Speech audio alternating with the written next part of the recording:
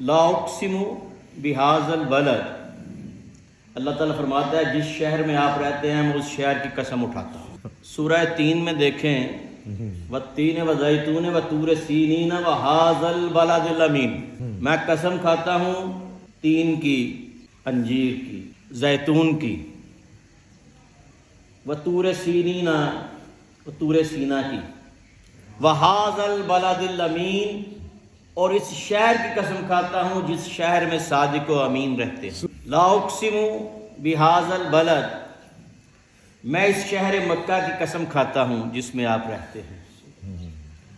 وانت حل بہذا البلد، اس لیے قسم کھاتا ہوں کہ اس شہر میں آپ رہتے ہیں۔ ووالد وما ولد، آپ کے ساری جد کی بھی قسم اور آپ کی اولاد کی بھی قسم۔ یہ امام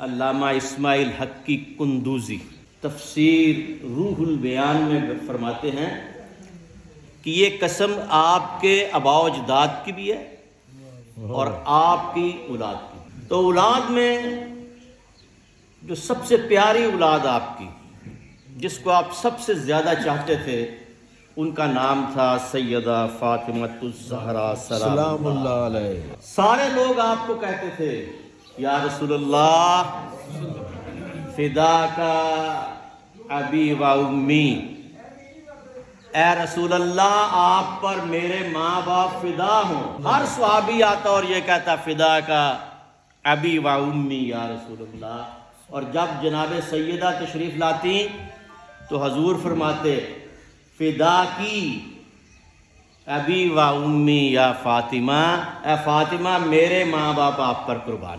بدات منی، یہ روایت ہے، بدات منی بھی ہے اور بدات منی بھی ہے، دونوں الفاظ حدیث میں آئے ہیں۔ قرآن میں بھی یہ لفظ آیا ہے بدا کا۔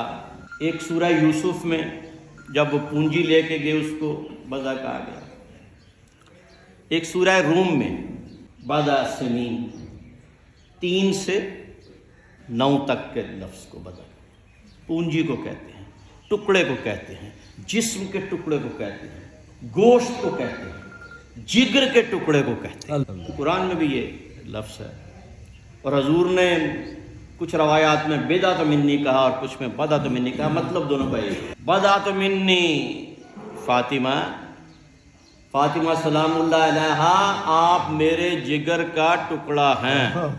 اللہ بھی اولاد کی قسم کھا رہا ہے، آباء و اجداد کی قسم کھا رہا ہے، حضور بھی فرما رہے ہیں آپ میرے جگر کا ٹکڑا ہیں۔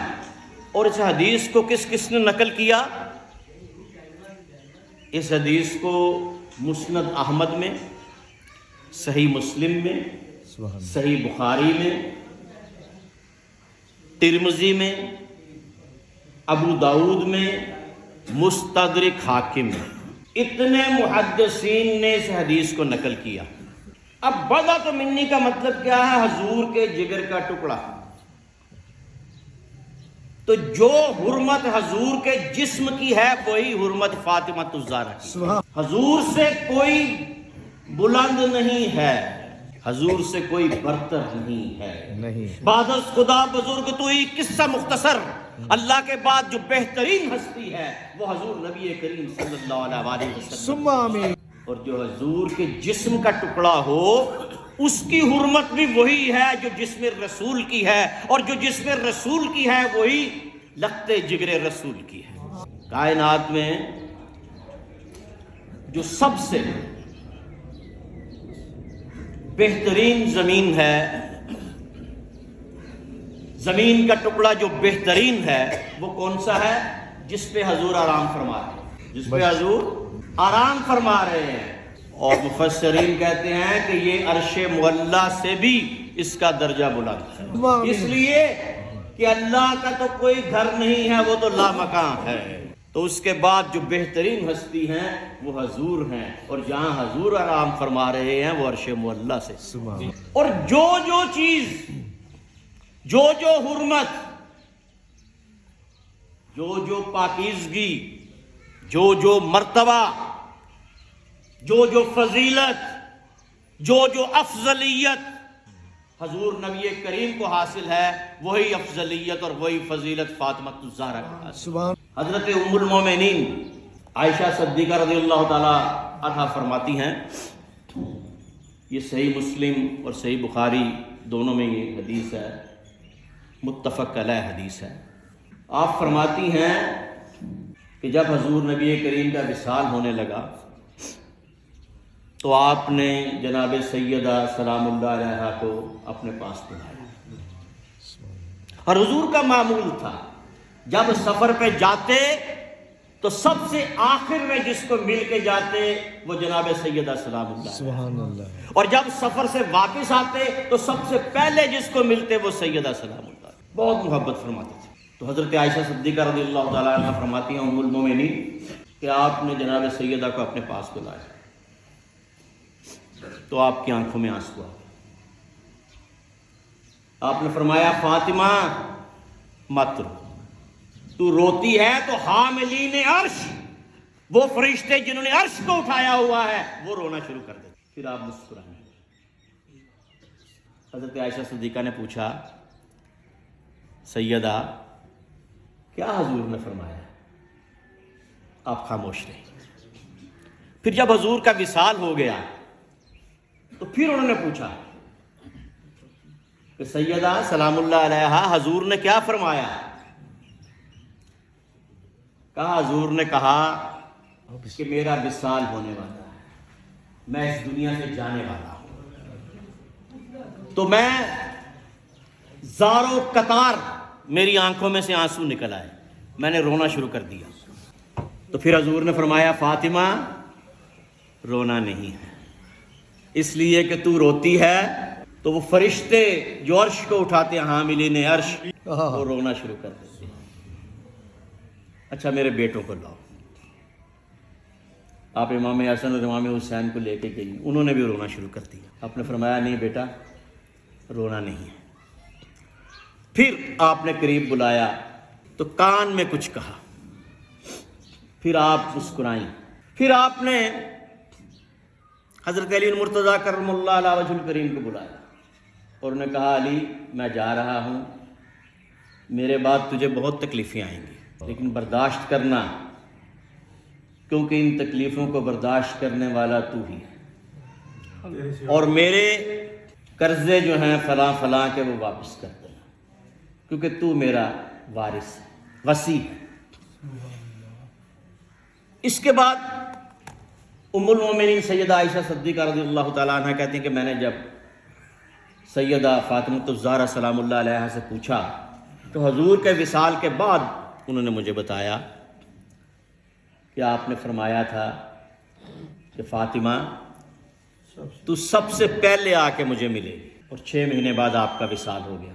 اور پھر آپ نے فرمایا فاطمہ تو کیا اس بات پہ راضی نہیں ہے کہ انتا سیدۃ النساء فی العالمین و سیدۃ النساء فی الجنہ؟ کیا تو اس بات پہ راضی نہیں ہے کہ تو جنت کی تمام عورتوں کی سردار ہے اور تو کائنات کی تمام عورتوں کی سردار؟ مفسرین کہتے ہیں کہ اس سیادت میں آپ اپنی والدہ کی بھی سردار ہیں۔ جو بھی جنتی عورتیں ہیں، جس نے بھی جنت میں جانا ہے، چاہے وہ انبیاء کی بیویاں ہیں، چاہے وہ اولیاء کی مائیں ہیں، چاہے وہ انبیاء کی مائیں ہیں، چاہے وہ امہات المومنین ہیں، ان سب کی سردار جو ہیں وہ سیدۃ النساء فی الجنہ سیدہ فاطمہ۔ تو یہ جناب سیدہ سلام اللہ، آپ نے فرمایا مجھے عرش پر اللہ تعالیٰ نے حکم دیا، جب میں معراج پہ گیا تو مجھے اللہ نے حکم دیا کہ فاطمہ کا نکاح علی سے کرنا، اور 40,000 فرشتے اس نکاح میں شامل تھے جنہوں نے مبارکبادیں پیش کی۔ یہ مقام ہے جناب سیدہ سلام اللہ علیہا کا، یہ مقام ہے کہ کائنات میں رسول کریم صلی اللہ علیہ وآلہ وسلم کے بعد سب سے افضل ترین ہستی ہیں۔ اور حضرت سیدہ عائشہ صدیقہ رضی اللہ تعالیٰ عنہ ام المومنین فرماتی ہیں کہ میں نے فاطمہ سے بڑھ کے کسی کو افضل نہیں پایا. اور میں نے یہ دیکھا کہ فاطمہ جب اٹھتی تو ایسے اٹھتی جیسے حضور اٹھتے تھے، اور ایسے بیٹھتی جیسے حضور بیٹھتے تھے، اور ایسے گفتگو فرماتی جیسے حضور گفتگو فرماتے تھے. اور میں نے کائنات میں ان سے افضل کسی کو نہیں پایا. اپنے باپ کے بعد سب سے افضل ہیں. حضرت علی المرتضیٰ نے حضور اکرم صلی اللہ علیہ وسلم سے عرض کی، یا رسول اللہ، میں آپ کو زیادہ اچھا لگتا ہوں، میں زیادہ پیارا لگتا ہوں، یا فاطمہ زیادہ پیاری لگتی ہے؟ آپ نے فرمایا، علی تو مجھے فاطمہ سے زیادہ پیارا ہے اور فاطمہ مجھے تجھ سے زیادہ عزیز ہے. اور یہ واحد ہستی ہیں کائنات ارضی و سماوی میں. قیامت میں انبیاء بھی پیش ہوں گے، اولیاء بھی پیش ہوں گے، بڑی سے بڑی بی بی پیش ہوگی. کسی کے لیے یہ حکم نہیں ہوگا کہ اپنی نگاہوں کو جھکا لو. یہ صرف ایک ہستی کے لیے ہے، اور اس کا نام ہے فاطمہ الزہرا سلام اللہ علیہا. کہ اللہ تعالیٰ فرمائیں گے، اللہ تعالیٰ کی آواز آئے گی کہ اے محشر والو، اپنی گردنوں کو جھکا لو. پہلے ہی سارے گھٹنوں کے بل ہوں گے. سورہ جاسیہ پڑھیں. جاسیہ کا مطلب ہی یہ ہے گھٹنوں کے بل. تمام امتیں گھٹنوں کے بل محشر میں موجود ہوں. کوئی کھڑا نہیں ہوگا. ان کو بھی حکم ہوگا، پہلے ہی گھٹنوں کے بل ہیں، کہ اپنی نگاہوں کو جھکا لو کہ فاطمہ بنت محمد پورے صراط سے گزر رہی ہے، اور 70,000 حوروں کے جلو میں آپ ان کی معیت میں وہ ارد گرد ہوں گی، اور آپ اس طرح پورے صراط سے گزریں گے. اور یہ واحد ہستی ہیں کہ جن کے لیے اللہ تعالیٰ یہ ارشاد فرمائے گا. حضور نبی کریم رؤوف الرحیم صلی اللہ علیہ وسلم، جن کے شہزادی ہیں، آپ نے فرمایا فاطمہ کس طرح آئی؟ کہا یا رسول اللہ صلی اللہ علیہ وسلم، ایک روٹی پکائی تھی، آدھی میں نے اپنے بچوں کے لیے رکھ لیا، آدھی آپ کے لیے. آپ کی آنکھوں میں آنسو آ گئے. کہا فاطمہ، یہ دنیا ہمارے لیے نہیں ہے. کہا یا رسول اللہ، میں چکی چلاتے ہوئے میرے ہاتھوں میں زخم ہو گیا، تو مجھے یہ خیبر میں اتنی لونڈیاں آئی ہیں، ایک مجھے عطا فرما دیں. کہا فاطمہ، کیا تو یہ پسند نہیں کرتی کہ میں تجھے وہ چیز عطا کر دوں جو ان سے بہتر ہے؟ کہا یا رسول اللہ عطا کر دے. کہا ہر نماز کے بعد 33 مرتبہ سبحان اللہ، 33 مرتبہ الحمدللہ، اور 34 مرتبہ اللہ اکبر کہا. اس میں یہ تمہارے ہاتھ بھی ٹھیک ہو جائیں گے، تمہیں مشقت بھی نہیں ہوگی. لیکن میں اگر تجھے لونڈی دے دوں تو میں اصحاب صفہ کا کیا کروں؟ میں نے پہلے لوگوں کے کام کرنے ہیں. آپ نے سر جھکا لیا، اور پھر حضور اکرم صلی اللہ علیہ وسلم کے تشریف لے جانے کے بعد 6 ماہ بعد آپ کا وصال ہو گیا. وما علینا الا البلاغ.